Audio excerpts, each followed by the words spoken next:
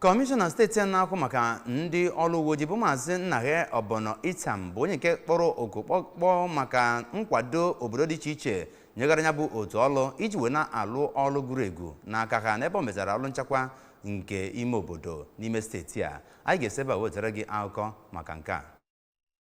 Mgbe ọ jụrụ ndị isi ụlọ ọrụ na ndị kajara akaja jee na be igwe na-achị ime obodo Awka Obi Gibson Nwosu, kọmishọna ndị uwe ojii nke steeti Anambra, onye kọwara ọrụ ndị uwe ojii ka ihe zuru ọrụ arụ ma kpọkuo ọhaneze ka ha sepụ aka n'ihe ndị ga na-emebi ọrụ ndị uwe ojii. Onowu Osezachi nke ọchịchị ime obodo Awka Chief Benjamin Okoye n'okwu ekene ya kpọkuru ndị uwe ojii nke obodo Nigeria ka ha welite aka n'ọrụ na nchekwa nke ndụ na nke ihe eji bi ndụ nke ndị Nigeria ma kwezie onye isi ndị uwe ojii nkwa na ndị Awka ga na-akwado ya.